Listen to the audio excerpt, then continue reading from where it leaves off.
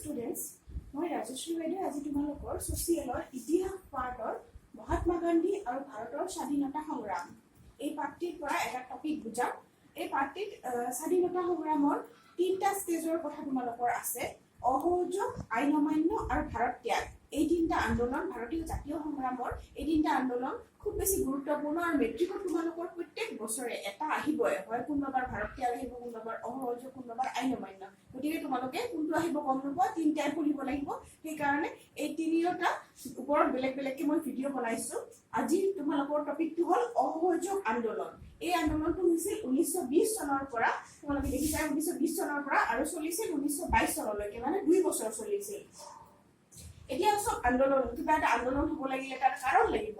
এই অসহযোগ আন্দোলনৰো কিছুমান কাৰণ আছিল আৰু এই আন্দোলন প্ৰথমতে কৈছো এই আন্দোলনটো গোটেই আন্দোলনটো চলিছিল গান্ধীজীৰ নেতৃত্বত, আমাৰ জাতিৰ পিতা মহাত্মা গান্ধীৰ নেতৃত্বত এই আন্দোলনটো চলিছিল। কংগ্ৰেছে এই আন্দোলনটো চলাইছিল আৰু গোটেই ভাৰতবৰ্ষৰ জনসাধাৰণে এই আন্দোলনত সম্পূৰ্ণৰূপে অংশগ্ৰহণ কৰিছিল। গতিকে এই আন্দোলনৰ প্ৰধান কাৰকৰ ভিতৰত কেইটামান কাৰণ তোমালোকক মই আলোচনা কৰিছো। প্ৰথম আছে প্ৰথম বিশ্বযুদ্ধত ভাৰতীয়সকলৰ অসন্তুষ্টি। এতিয়া প্ৰথম বিশ্বযুদ্ধ কেতিয়া হৈছিল তোমালোকে জানিব লাগিব। প্ৰথম বিশ্বযুদ্ধ হৈছিল 1914 চনৰ পৰা 18 চনলৈ আৰু যিহেতু সেই সময়ত ভাৰতবৰ্ষ ব্ৰিটিছৰ অধীনত আছিল, গতিকে ভাৰতীয়সকলে ইচ্ছা নথকা স্বত্বেও ব্ৰিটিছক এই প্ৰথম বিশ্বযুদ্ধত সহায় কৰিব লগা হৈছিল। ভাৰতীয়সকলৰ কিন্তু কোনো ইচ্ছা নাছিল, কিন্তু তথাপিও ব্ৰিটিছসকলে ভাৰতীয়সকলক মানে কৈছিল যে তোমালোকে যদি যুদ্ধত আমাক সহায় কৰা তেনেহলে যুদ্ধৰ অন্তত আমি তোমালোকক কিছুমান সুবিধা দিম বা ভাৰতবৰ্ষক স্বাধীনতা দিম। তেনেকুৱা ধৰণৰ আশা দেখুৱাৰ ফলত কংগ্ৰেছ বা মহাত্মা গান্ধীয়ে ব্ৰিটিছৰ কথা ভুল গৈ প্ৰথম বিশ্বযুদ্ধত ব্ৰিটিছসকলক সহায়ৰ হাত আগবঢ়াইছিল। কিন্তু তাৰ ফলত ভাৰতবৰ্ষৰ মানুহৰ অৰ্থনৈতিক আৰু মানৱ সম্পদৰ ক্ষেত্ৰত কিছু ক্ষতি হৈছিল, কাৰণ ব্ৰিটিছসকলে সেই সময়ত যুদ্ধ চলিছিল। ভাৰতবৰ্ষৰ পৰা ব্ৰিটিছ সৈন্যৰ খোৱা ৰসদ পাতি চব ভাৰতবৰ্ষৰ পৰা যোগান ধৰা হৈছিল। গতিকে অৰ্থনৈতিকভাৱে ভাৰতবৰ্ষৰ যথেষ্ট ক্ষতি হৈছিল আৰু ভাৰতবৰ্ষৰ যিবিলাক সৈন্য আছিল সেই সৈন্যসকলেও ব্ৰিটিছৰ হৈ যুদ্ধত অংশগ্ৰহণ কৰিব লগা হৈছিল। তো মানৱ সম্পদৰো ক্ষতি হৈছিল। গতিকে মানৱজনিত আৰু টকা পইচাৰ দিশত দুয়োফালেদি ভাৰতবৰ্ষত ক্ষতি হৈছিল, কিন্তু যুদ্ধৰ অন্তত ব্ৰিটিছসকলে ভাৰতীয়সকলৰ কাৰণে কোনো সা সুবিধা দিয়া নাছিল আৰু ফলত কি হৈছিল, ভাৰতবৰ্ষৰ মানুহবিলাক অসন্তুষ্ট হৈ পৰিছিল আৰু হতাশগ্ৰস্ত হৈছিল। প্ৰথমতে সিহঁতে আশা কৰিছিল যে যুদ্ধৰ অন্তত কিছু হলেও স্বাধীনতা নিদিলেও কিছু পৰিমাণে ডমিনিয়ৰ ষ্টেটাছৰ সুবিধা বা কিছু সুবিধা দিব, কিন্তু যুদ্ধৰ শেষত কোনো ধৰণৰ সুবিধা নিদিয়াৰ ফলত ভাৰতীয় লোক অসন্তুষ্ট হৈছিল আৰু হতাশগ্ৰস্ত হৈছিল। দ্বিতীয় কাৰণ আছিল 1919 চনৰ ৰাওলাট এক্ট। ব্ৰিটিছসকলে এটা ৰাওলাট এক্ট বুলি এখন এক্ট জাৰি কৰিছিল 1919 চনত। সেই এক্টখনৰ মতে ব্ৰিটিছসকলে কি কৰিছিল যে ভাৰতীয় কোনো লোকে যদি সন্ত্ৰাসবাদী কামত জড়িত থকা বুলি ভাবে ব্ৰিটিছসকলে, তেনেহলে সেই লোকজনক কোনো বিনা বিচাৰে তেওঁলোকে 2 বছৰৰ কাৰাবাস দিব পাৰে। মানে আজিকালি বা তেতিয়া আগৰ নিয়ম মতে কোনো লোকক যদি গ্ৰেপ্তাৰ কৰিব লগা হয় বা জেলত ৰাখিব লগা হয়, কি কৰিব লাগিব, প্ৰথমতে মানুহজনৰ বিচাৰ হ'ব, কোৰ্টত বিচাৰ হোৱাৰ পিছতহে মানুহজনক শাস্তি দিয়া হয়। কিন্তু এই ৰাওলাট এক্টৰ নিয়ম মতে কি আছিল যে কোনোবা এজন ব্যক্তিৰ ওপৰত, ভাৰতীয় ব্যক্তিৰ ওপৰত যদি ব্ৰিটিছৰ সন্দেহ হৈছে যে তেওঁ সন্ত্ৰাসবাদী কামত জড়িত আছে, তেন্তে তেওঁক কোনো বিচাৰ নকৰাকৈ তেওঁক 2 বছৰৰ কাৰণে জেলত থৈছিল। আৰু ইয়াৰ প্ৰচণ্ড বিৰোধিতা কৰিছিল মহাত্মা গান্ধীয়ে, কাৰণ সেইটো আছিল কোনো ন্যায়সংগত নীতি নাছিল ৰাওলাট এক্টৰ। সেইকাৰণে গান্ধীজী ইয়াৰ চৰম বিৰোধিতা কৰিছিল।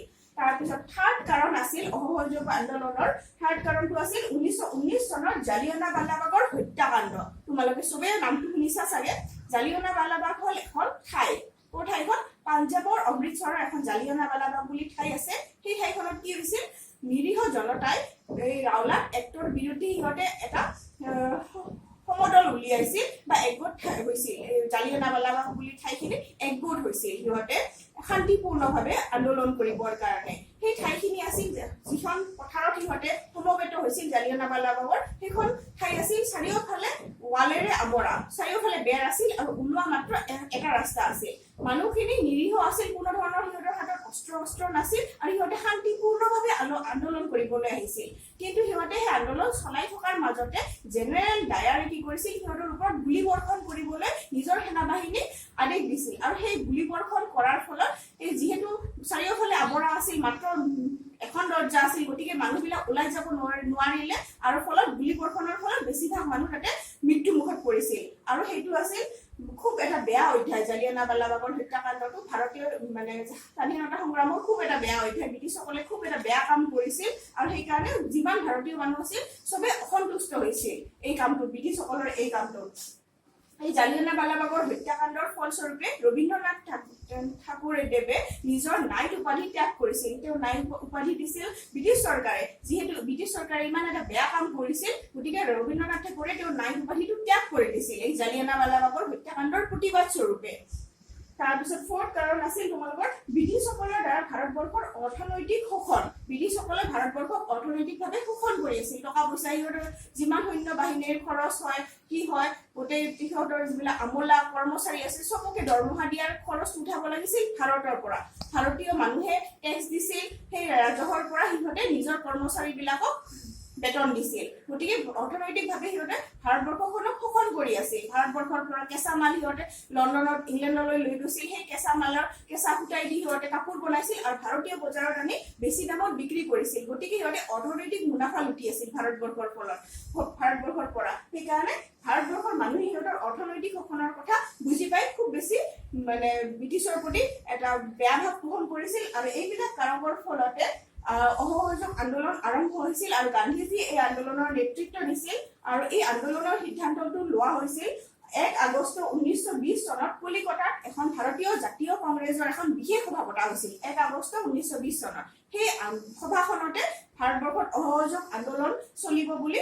থিৰাং কৰা হল আৰু গান্ধীজীৰ নেতৃত্বত এই আন্দোলনটো সুকলমে পৰিচালনা হল এই আন্দোলনত ভাৰতবৰ্ষৰ নাৰী সমাজেও খুব বেছি ধুনীয়াকৈ অংশগ্ৰহণ কৰিলে ছাত্ৰ সমাজে অংশগ্ৰহণ কৰিলে উকিলসমূহে ওকালতি এৰি বিদ্ৰোহৰ কামত জপিয়াই পৰিল আৰু উকিলসমূহে যিহেতু ওকালতি কৰা বন্ধ কৰিলে সেইকাৰণে সিহঁতৰ পৰিয়ালৰ ভৰণ পোষণ লৈছিল সেই সময়ত শেখ জমনালাল বজাজ বুলি এজন লোক আছিল ধনী লোক তেওঁ কৈছিল যে যিবিলাক উকিলে ওকালতি এৰিছে সিহঁতৰ পৰিয়ালৰ ভৰণ পোষণৰ দায়িত্ব মই ল'ম আৰু সেইকাৰণে তেওঁ কি কৰিছিল বছৰি 1 লাখ টকা দিছিল উকিলৰ ভৰণ পোষণৰ বাবদ ছাত্ৰ ছাত্ৰীসকলে ব্ৰিটিছে স্থাপন কৰা স্কুল কলেজ পৰিত্যাগ কৰিছিল আৰু সিহঁতে কি কৰিছিল জাতীয় বিদ্যালয় কিছুমান মানে ভাৰতীয় লোকে নিজা দেশীয় ভাষাত স্কুল প্ৰতিষ্ঠা কৰিছিল সেই সময়তে কাশী বিদ্যাপীঠ বেনাৰস বিদ্যাপীঠ আদি স্কুল প্ৰতিষ্ঠা হৈছিল ভাৰতীয় লোকে ভাৰতীয় শিক্ষা গ্ৰহণ কৰিব খুজিছিল ব্ৰিটিছে স্থাপন কৰা স্কুল কলেজত পঢ়িবলৈ সিহঁতে এৰি দিছিল তাৰপিছত ব্ৰিটিছে স্থাপন কৰা যিবিলাক দোকান পোহাৰ সিহঁতে সেইবিলাক বস্ত্ৰ ব্ৰিটিছে আনা কাপোৰ কানি সিহঁতে জ্বলাই পেলাইছিল ভাৰতীয় লোকে বিদেশী সুৰা বিক্ৰী কৰা দোকানৰ আগত পিকেটিং কৰিছিল ভাৰতীয় মানুহে গান্ধীজীৰ নেতৃত্বত মানে চৰখাত কাপোৰ বুবলৈ ধৰিছিল ভাৰতীয় লোকবিলাকে ভাৰতীয় মানুহে তেতিয়াৰ পৰা কি কৰিছিল নিজে হাতেৰে মানে কাপোৰ সূতা বুই পেলাই সূতাৰে সেই কাপোৰ পিন্ধিবলৈ আৰম্ভ কৰিলে এনেকৈ খুব ধুনীয়াকৈ আন্দোলনটো চলি গ'ল অসহযোগ মানে ব্ৰিটিছৰ চব কামতে সহযোগ নকৰা এই নামটোৱে তাকে বুজায় ইংলিছত কৰা হয় নন কোঅপাৰেশ্যন মুভমেণ্ট অসহযোগ মানে ব্ৰিটিছৰ কোনো কামতে আমি সহযোগ নকৰোঁ স্কুল কলেজ এৰিলে ল'ৰা ছোৱালীবিলাকে উকিলবিলাকে ওকালতি এৰিলে তাৰপিছত ভাৰতীয় যিবিলাক মানুহক ব্ৰিটিছসকলে বেলেগ বেলেগ ভাল উপাধি দিছিল বা ডাঙৰ চাকৰি দিছিল সিহঁতে উপাধিবিলাক পৰিত্যাগ কৰিলে এনেকৈ চব ক্ষেত্ৰতে ব্ৰিটিছৰ প্ৰতি অসহযোগ এটা আৰম্ভ কৰিল আৰু গান্ধীজীয়ে এই আন্দোলন চলাইছিল অহিংস পথেদি কোনো হিংসাৰ আশ্ৰয় লোৱা নাছিল কিন্তু আন্দোলন সেনেকৈ 2 বছৰ ঠিকমতে চলিল কিন্তু 1922 চনত উত্তৰ প্ৰদেশৰ চৌৰাচৌৰী নামে এখন ঠাই উন্মত্ত জনতাই এটা পুলিচ থানা ঘেৰাও কৰি পেলাই পুলিচক জ্বলাই মানে পুলিচ থানাটো জ্বলাই দিলে আৰু সেই জ্বলাই দিয়াৰ ফলত তাতে ভিতৰত থকা 22 জন পুলিচ পুৰি মৰিল আৰু যিহেতু এই আন্দোলনৰ মাজত হিংসা সোমাই পৰিল 22 জন পুলিচ পুৰি মৰাটো এটা হিংসাৰ কথা গতিকে মহাত্মা গান্ধী আন্দোলন চলাইছিল অহিংসা পথেদি যেতিয়া 22 জন মানুহ মৰি গ'ল পুলিচ মৰি গ'ল তেতিয়া গান্ধীজীয়ে বুজি পালে যে তেওঁৰ অহিংস আন্দোলনত হিংসা সোমাইছে আৰু সেইকাৰণে তেওঁ আন্দোলনটো বন্ধ কৰি দিলে গতিকে তোমালোকে এই অসহযোগ আন্দোলনৰ কাৰণ ফলাফল এইবিলাক গোটেইখিনি পঢ়িব লাগিব মেট্ৰিকৰ কাৰণে থেংক ইউ এই ভিডিঅ'টো ইমানতে সমাপ্ত কৰিলোঁ